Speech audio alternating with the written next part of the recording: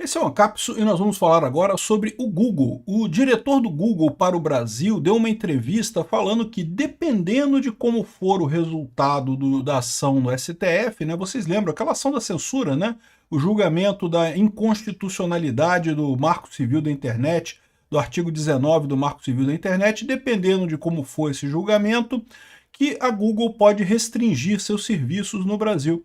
É evidente isso nem precisava ter falado esse tipo de coisa, é óbvio, né? A gente já explicou aqui como que, dependendo de como seja o resultado final, torna totalmente inviável você ter redes sociais no Brasil. Veja, o Google não é só redes sociais, o Google tem um monte de coisa, tem plataforma de inteligência artificial, tem plataforma de armazenamento de dados, tem um monte de serviços, né? Rede social é só uma parte. O YouTube, por exemplo, faz parte do Google, né?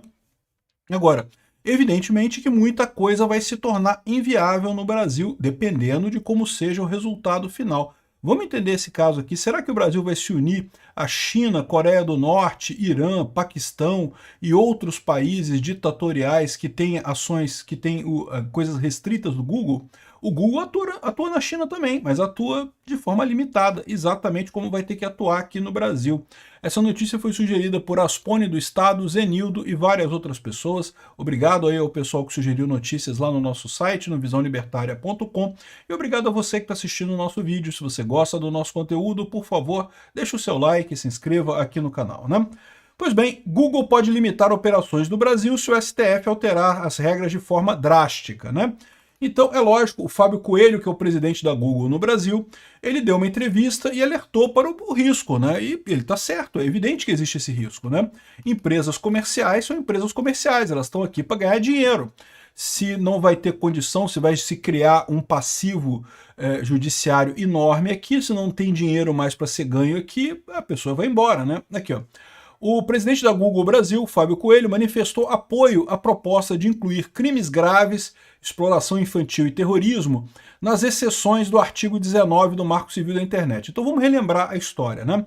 O artigo 19 do Marco Civil da Internet, ele diz que o provedor de aplicações para a internet, a rede social, o YouTube, o X, o Facebook, o WhatsApp, somente poderá ser responsabilizada civilmente por danos decorrentes de conteúdo gerado por terceiros se, após ordem judicial específica, não tomar providências para, no âmbito e limites técnicos do seu serviço, dentro do prazo assinalado, tornar indisponível o conteúdo apontado como infringente, ressalvadas as disposições em contrário. Ou seja, se a justiça mandar a rede social tirar alguma coisa do ar, ela tem que tirar aquilo do ar, né?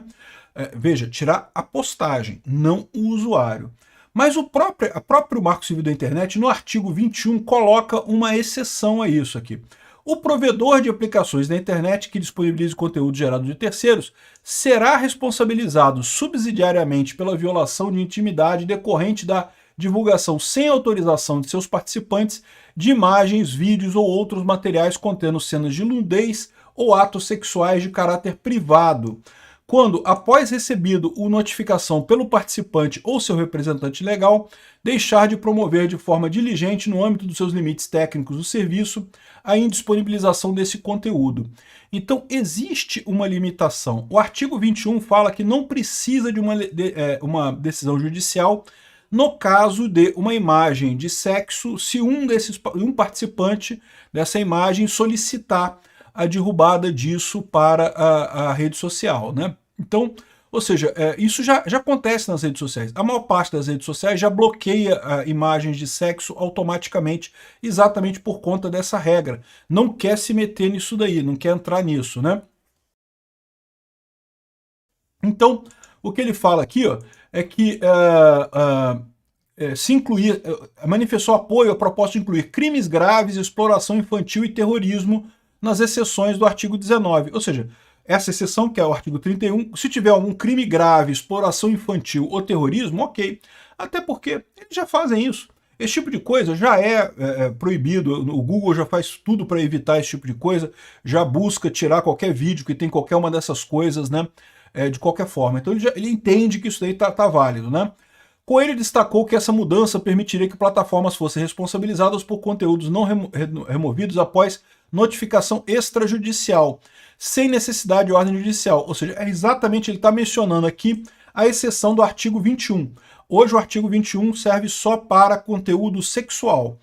E detalhe, o artigo 21 ainda fala que a pessoa que tem que fazer o pedido é a pessoa que está lá naquela cena, né?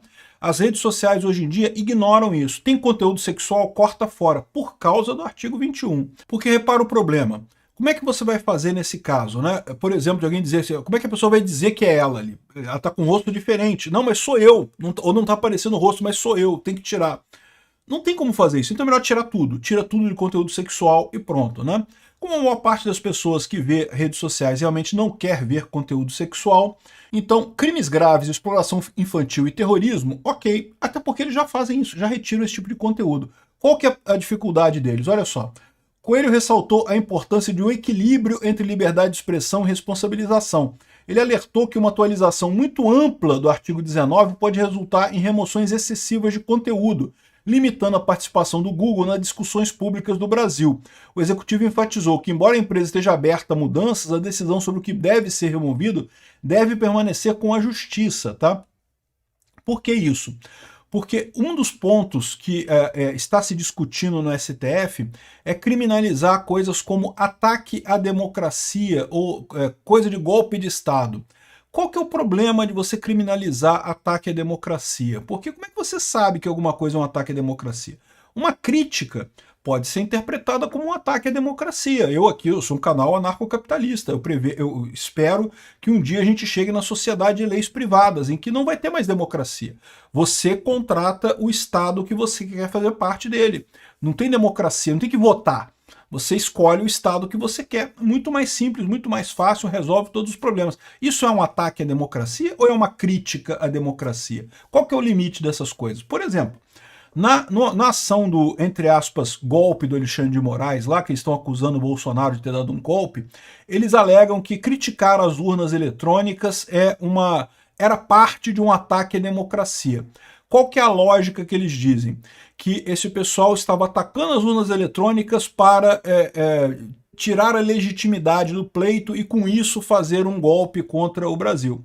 O problema é o seguinte, eles começaram a suspeitar de todo mundo que meramente criticava a urna eletrônica.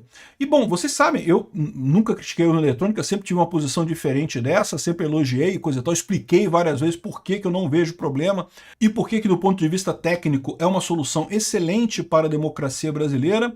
Mas eu sempre deixei claro que eu acho que as pessoas têm o direito de discordar, é lógico que tem. É lógico que tem o direito de criticar a urna eletrônica. Como que não pode dar o direito da pessoa criticar? Até porque sempre criticaram. Pode olhar todas as eleições do passado, sempre teve crítica. E aí, como é que a empresa, como é que o YouTube vai saber se uma crítica à urna eletrônica é uma crítica à urna eletrônica ou é uma tentativa de derrubar o Estado brasileiro através de um golpe? Vocês entenderam? Porque é a mesma coisa, é a pessoa criticando a urna eletrônica. Aí pode ser uma crítica que é válida, como sempre foi válida, e pode de repente ser uma crítica visando derrubar o Estado brasileiro. E aí, como é que você distingue esse tipo de coisa? O YouTube, o Google, não tem a capacidade de fazer investigação para chegar nessa trama maluca, e nem tem a criatividade que tem o pessoal da Polícia Federal para inventar esse texto de ficção científica que eles inventaram sobre o golpe do taxista que dormiu e não sei o que lá e coisa e tal. Aí, ó, o Google também se aproximou do CONAR, o Conselho de Autorregulamentação Publicitária, buscando uma participação mais ativa na criação de diretrizes para o mercado digital. Uma das críticas que o pessoal tem feito, que de novo, é o governo querendo criticar, calar críticas ao governo, né? Mas eles estavam criticando o fato de que algumas plataformas de redes sociais estavam aceitando propagandas de pessoas que, na verdade, queriam dar golpe. Então, por exemplo, no caso do INSS, algumas empresas falavam assim, não, veja se você foi golpe, se você sofreu golpe do INSS, clique aqui, e botava o logo do INSS, coisa e tal, do governo, e aí o governo dizia que isso eram golpistas, quando não necessariamente eram golpistas, podiam ser advogados se oferecendo o serviço de verificar se você realmente caiu no golpe. Ah, mas estavam usando o logo do INSS. Pois é, porque o golpe é o golpe do INSS, né? Então, enfim, eu não sei se é golpista ou não, mas eu repasso essa dúvida para as plataformas. As plataformas também, como é que elas vão saber se o anúncio é um anúncio legítimo ou é um anúncio golpista nesse caso?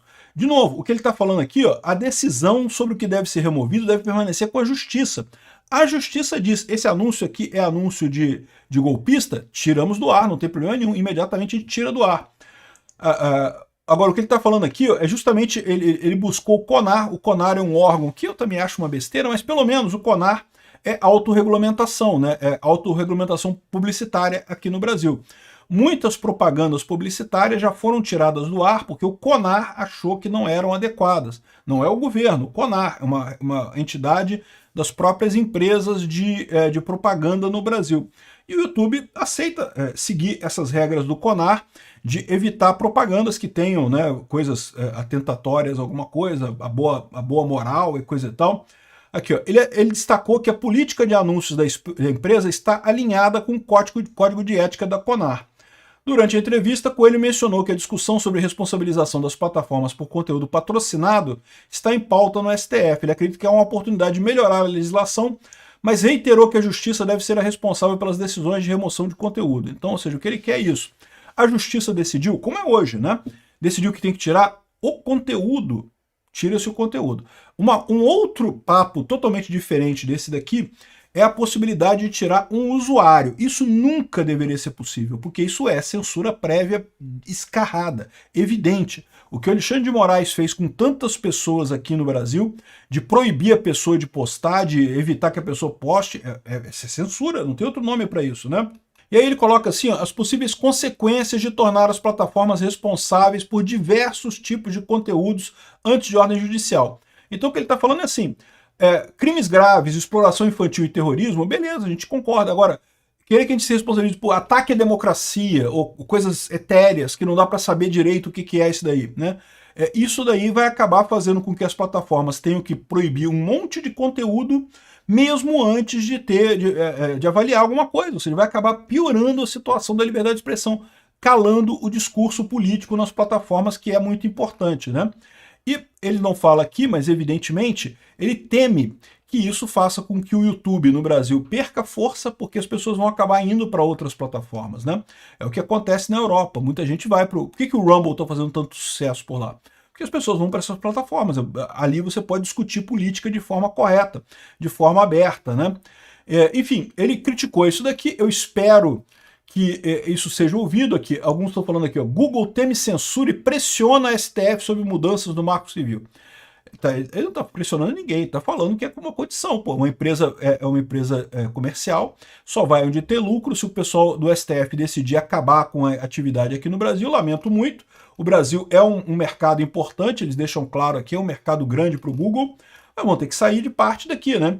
E como bem lembrou o Hoje no Mundo Militar, o Marcelo do Hoje no Mundo Militar, falando aqui, ó, Rússia, China, Irã, Coreia do Norte têm em comum, esses países o Google opera de forma restrita ou simplesmente não opera. Ou seja, é o que a gente vai ver aqui no Brasil, né? Uma operação mais restrita de redes sociais.